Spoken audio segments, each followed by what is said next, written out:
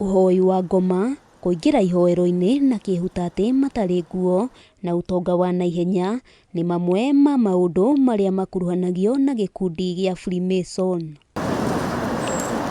Utongoria wa gikundi giki ona kuri uguo umuthi ni mahingurire mirango yao na gwitikira kwaria na gutheria undu uyu guku magikinyiriria ati maundu maria maragio mamegie ni mihuhu itari na mithingi. The first degree, and through that degree the candidates are encouraged to take cognizance of the laws of the country that they live in.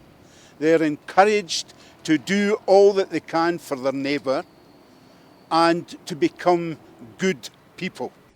Master Manson William RAMSAY kuma bururi-ini wa Scotland no ria niwe mutongoria ihinda-ini riri wa gikundi giki oigite wira wa gikundi giki ni guteithia andu aria matehotete thiini wa thi kuria ningi mateithagiriria arumiriri ao gukurana na gukinyaniria maundu na njira iria yagiriire matekwagarara ihoto cia umundu. We are simply good, honest men who are trying to make good, honest men out of other men and improve society. Gitaru-ini kia Afrika ya irathiro gikundi giki kiri na arume aria ni amemba ao gatagati-ini ka 300 nginyagia 400.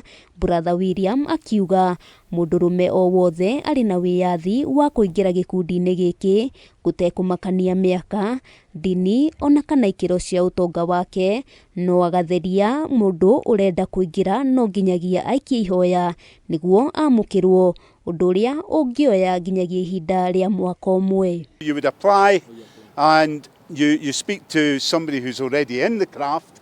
You get a form, somebody will propose you, somebody will second you, and then the process starts. Hamwe noguo ni atariirie ni makoretwo makiyukia atumia thiini wa Freemason ona gutuika matitukanaga riria maratabania micemanio kumana na unduire wao. We've got people who are doctors, we've got people who are building workers, we've got people who drive lorries.